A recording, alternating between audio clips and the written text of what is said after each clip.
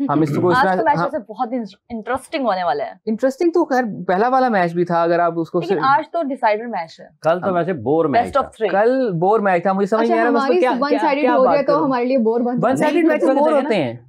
One sided किसी भी तरफ से हो बोर होता है। वन साइडेड मैच में आपको लिखने में मजा नहीं आता। पाकिस्तान जीत गया, ऐसे मौके आज हम एक्सपेक्ट कर सकते हैं कि हमें बहुत ही अच्छा मुकाबला देखने को मिलेगा। जब आपका अच्छा होता है ना, जब आप एक असाब शिकन मैचेस खेलते हैं, प्रेशर मैचेस खेलते हैं, तो खिलाड़ियों की ग्रूमिंग और डेवलपमेंट उन्हीं मैचेस में होती है, वन साइडेड में नहीं होती। और लिखने बोलने वालों की भी ग्रूमिंग उन्हीं मैचेस में होती है। ठीक है, आपको पता लगता है, अच्छा मुकाबला होना चाहिए, हमारे असाब मजबूत होते हैं, एक अच्छा देखने को मिलता है, लेकिन कभी कभी हमारे लिए भी इतना होना चाहिए। उसमें हमने ये तो नहीं कहा, हमने ये तो नहीं कहा कि पाकिस्तान क्यों जीता है, ये तो नहीं, लेकिन जहाँ तक दिलचस्पी साउथ अफ्रीका बहुत बुरा खेला। साउथ अफ्रीका बहुत बुरा खेला। सलमान मिर्जा का आपने जिक्र किया, उनके सिर्फ 3 या 6 फर्स्ट क्लास मैचेस हैं, तो उन्होंने क्रिकेट खेली कहाँ पे है जो वो देर से आ गए हैं। याद हो ना को 500 मैचेस वो खेल चुके हैं उससे पहले। अब देखें ना हाफिज साहब, ये बात अगर हम कहें कि पाकिस्तान जीत गया तो दूसरी टीम ने अच्छा नहीं खेला, पाकिस्तान हार गया तो पाकिस्तान ने ही अच्छा नहीं खेला, क्योंकि ये है कल पाकिस्तान अच्छा नहीं खेला। नहीं, मैं दोनों मैचेस को एक्सप्लेन कर देते हैं। पहले मैच में साउथ अफ्रीका को बहुत एक्स्ट्राऑर्डिनरी शुरू के ओवरों में खेला, उसके बाद हमने उनको काफी हद तक कंट्रोल कर लिया, बट वो शुरू के ओवर में जितना एक्स्ट्राऑर्डिनरी खेला, कल बॉलिंग हमारी एक्स्ट्राऑर्डिनरी थी, जितना वो शुरू के ओवर में जितना एक्स्ट्राऑर्डिनरी खेला, उन्होंने मैच काफी हद तक साइड पे लगा दिया। देन सेकंड इनिंग्स में हम बिल्कुल ही स्ट्रीम रोल हो गए, यानी हम बुरा खेले, वो एक्स्ट्राऑर्डिनरी खेल गए। कल के मैच में ये हुआ है कि एक टीम अंधों की तरह बैटिंग कर रही थी और दूसरी टीम विकेट लिए जा रही थी, और फिर जाके हमने बड़ा इजीली चेज कर लिया कि यार ये लोग कोई विकेट भी इतनी मुश्किल नहीं है। दोनों मैचेस में दोनों टीमें मुकाबले का नहीं खेला, उनके बैटर्स ने नहीं, हम बहुत अच्छा खेले, वो बहुत बुरा खेले। दोनों मैचेस में हमें दो टीमों में मुकाबला नजर नहीं आया। देखिए, अच्छे और बुरे की एक फर्क ये कि कल जब इंडिया और ऑस्ट्रेलिया का मैच हुआ है, उसमें आप हैजलवुड की बॉलिंग देखें, क्रेजी, ठीक है, ये होती है अच्छी बॉलिंग और बैट्समैनों को आउट करना, अच्छे में और कम अच्छे में, या क्वालिटी में या लेस क्वालिटी में 13 रन भी खाए हैं। ठीक है, तो ये फर्क होता है कि आप आउट कैसे कर रहे हैं बैट्समैन को। कल आप उनके हैजलवुड ने जैसे आउट किया इंडिया के बैटर्स को, और पाकिस्तान ने जैसे आउट किया है साउथ अफ्रीका के बैटर्स को, आप दोनों को उठा के देख लें, सामने रख दें, विंडो में दोनों चला दें, आपको पता चलेगा कि फर्क क्या होता है बैट्समैन को आउट करने में और बैट्समैन के आउट होने में। ये दोनों चीजों में फर्क होता है कि बैट्समैन आउट हो रहा है या बैट्समैन को आउट किया जा रहा है। कतई नजर इसके कि चूंकि पाकिस्तान हारा हुआ था पहला मैच, और अगर पाकिस्तान कल भी हार जाता तो सीरीज का तीसरा मैच जो कि आज खेला जाना है, वो उसमें कोई बहुत ज्यादा दिलचस्पी बाकी ना रहती। इस नुक्ता निगाह से ये ठीक है कि पाकिस्तान जीता है, और सीरीज के तीसरे मैच में भी लोगों की दिलचस्पी बाकी रहेगी। आज पाकिस्तान उसी कारकर्दगी को दोहराए और टॉस परिणाम कर। अगर यही नोटिस किया, पहले आउट के बाद हमारी पाकिस्तानी अवाम ना मायूस थी, वो इतनी एक्साइटेड थी क्योंकि उनको पता था बाबर आने वाला है।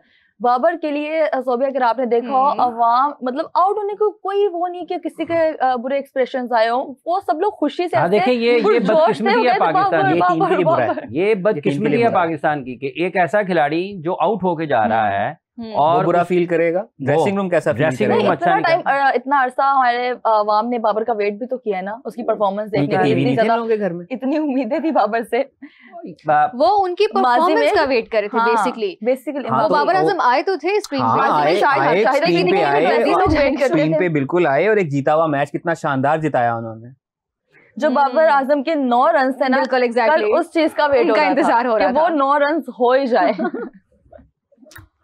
और उस जब वो 9 रन पूरे हो गए तो पूरे ग्राउंड में उनको चीयर किया गया, वरना तो ऑडियंस बोल रही थी लास्ट टाइम हम लोग वो कर रहे थे, मैच ट्रांसमिशन कर रहे थे, तो लोगों ने कमेंट्स के अंदर बोला था कि आप लोग, इंडिया की तरफ से कमेंट है कि आप लोग के बाबर आजम को 9 रन करने के लिए 9 इनिंग्स चाहिए होंगे, तब जाके इसके 9 रन होंगे। तो 900 भी लिख सकते हैं उनसे, आप और क्या, उनसे क्या अब। अच्छा, तो 900 भी लिख सकते हैं। बाबर आजम जो 4,000 उसने रन किए हैं, वो मतलब है कि कोई 45,000 इनिंग्सों में किए हैं, 123 में किए हैं। रोहित शर्मा से कम इनिंग्स में किए हैं, कम इनिंग्स में किए हैं। चुभेंगे 9 रन चुभेंगे कि वो एक ही इनिंग्स में, ठीक है, तो उसने कम इनिंग्स में किए हैं। एक अरसे तक बहुत बेहतर परफॉर्म करता रहा, वो इस टेबल पे टॉपर होना डिजर्व करता था, और बहुत पहले डिजर्व करता था। इसमें कुछ हद तक बाबर आजम की अपनी नालायकी है कि उसने ये 9 रन करने में इतना टाइम ले लिया, वरना 2024 से अब तक ट्रांसमिशन कर रहे थे, मैचेस खेल रहे थे। ट्रांसमिशन में यही हम बात कर रहे थे कि एक बैड पैच है जो एक हर खिलाड़ी के करियर में आता है। ठीक है, वो एक बैड पैच से गुजर रहे हैं, लेकिन अगर आप ये देखें, लंबा हो गया है, गुजर जाएगा। अब अगर ये वाले 9 रन हो गए हैं तो वो भी आगे होपफुली जो है वो 100 भी हो जाएगा, वो हाफ सेंचुरी, डबल सेंचुरी सब कुछ होगा, क्योंकि अगर देखा जाए बाबर आजम अभी खेल रहे हैं, उनके पास अभी कल आगे की अपना वैसे क्रिकेट जो उनकी भरा बैटिंग थी ना, और टेस्ट मैच में जो उन्होंने बैटिंग की है, टेस्ट मैच की बैटिंग ज्यादा बेहतर थी।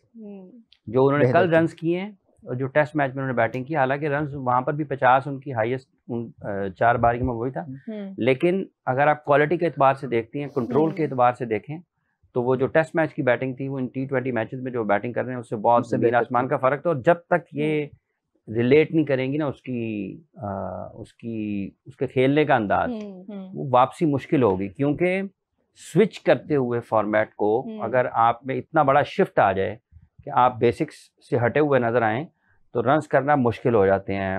वो बेसिक्स पे रहते हुए ही जितनी भी रन्स हो रहे हैं उसको बड़े अच्छे तरीके से कर सकते हैं। वो जो जिस शॉट पर पहले मैच में आउट हुए थे वो अच्छा आराम से बैकफुट पंच उस बॉल को वो किया करते थे। अच्छा हाफिज साहब, अगर हम कल के मतलब अपने जो नेक्स्ट हमारा जो मैच है उसके बारे में बात करें, हमारे स्क्वाड के हवाले से, प्लेइंग 11 के हवाले से, तो आपके ख्याल से अगर हम शाहीन को वापस लेके आते हैं या फिर शाहीन दोबारा उनकी जगह पे कौन बैठेगा?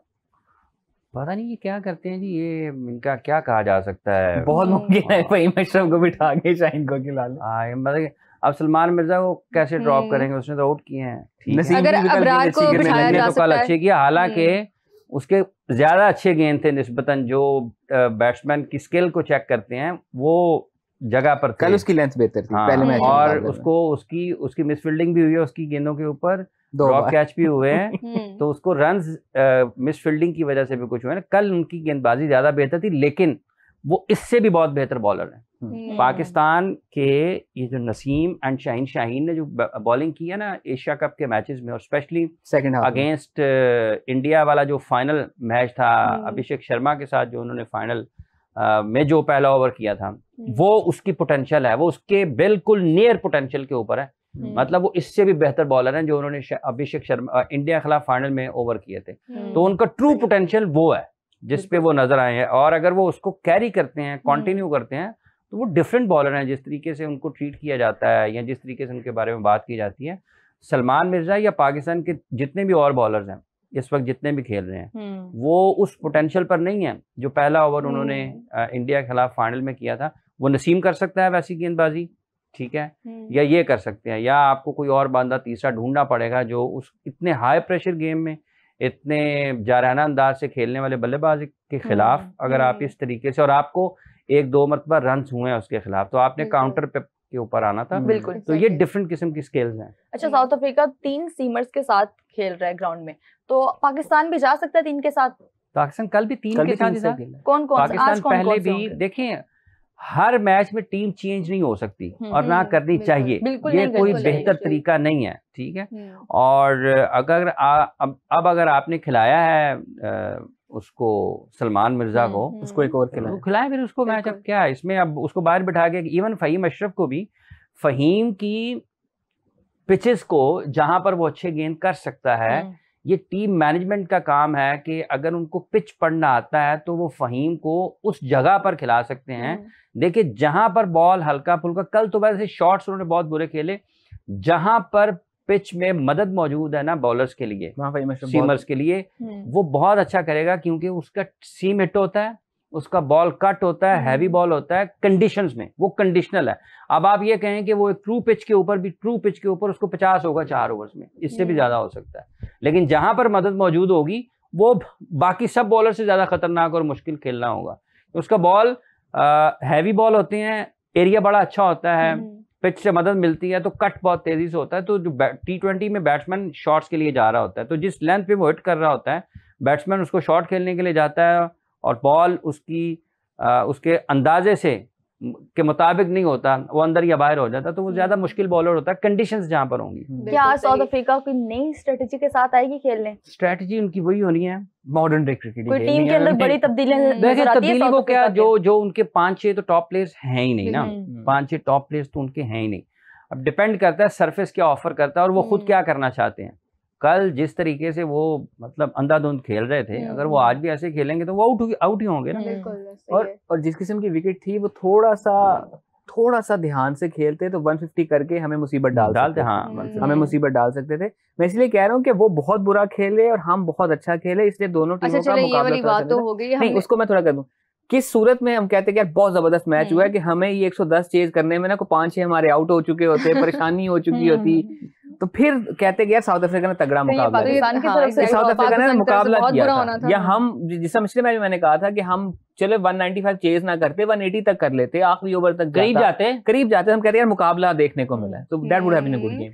तो फिर यहाँ पे बैठ के हम क्रिटिसाइज कर रहे होते हैं कि पाकिस्तान 110 पॉजिटिव देखते ना कि फलां ने chase में देखें इतने में इतना कर लिया, वो थोड़ा और बेहतर कर लेता। नहीं, खुश रहने की बात नहीं है। बात ये है अंडरस्टैंडिंग गेम की क्या है। ठीक है, अब अगर अंडरस्टैंडिंग ये है कि अपने खिलाड़ी के आउट होने पर खुशी मनानी है कि कोई और आ रहा है, तो मैं क्या तज्जिया करूंगा, क्या उसके ऊपर बात। लेकिन एक टाइम फिर तो पे यही ये होगा। शाहिद अफरीदी के आने पे पहले- लोग इसी तरह से खुश होते थे कि नहीं शाहिद मैडम, अफरीदी किसने आ कह गया। दिया आपको, किसने कह दिया? मैं खुद खुश होती थी माजी के अंदर, मुझे खुद याद है कितने नंबर पे लाला आउट होता था, पूरा स्टेडियम खाली होता था। कितने नंबर पे especially आता? ये तो हमारे लाला- जज्बात हैं जो पेशावर connected के हैं अलावा कहीं हुआ है तो मुझे बताएं। और अगर अब कराची के टेस्ट मैच की बात लाहौर करें, में वो पहले वैसे एक बार खाली हुआ था, था, वो पहले लाहौर खाली में हुआ था। था, आधे लोग उठ के जाते थे। ओ मैडम, पता नहीं। नहीं कौन सा मैं मैच अपनी बात बता देती हूँ, मैं जब लाला आउट होता था आधी मायूस में हो गई होती थी कि बस लाला चला गया, अब शायद हाथों से मैच जा सकता है, जीता हमें हुआ एक मैच उम्मीद भी हार होती सकते थी हैं। कि जब लाला लेकिन अगर आएंगे तो आज- वो 2 6 मारेंगे और हम जीत जाएंगे। बहुत बार ऐसा हुआ है कि उनके 6 तक भी तो के मैच ऊपर आया है ना, हाँ, उस जगह पर भी मैच आया ना, जो उससे कोई पहले लेके आया। जिन्होंने 49 ओवर्स 48 ओवर्स बैटिंग की है, वो भी तो उसी टीम का हिस्सा थे ना। बिल्कुल। और दूसरा चलो, सही है। 2009 के बाद से शाहिद अफरीदी ने अपनी रिटायरमेंट तक पाकिस्तान में कोई इंटरनेशनल क्रिकेट नहीं खेली,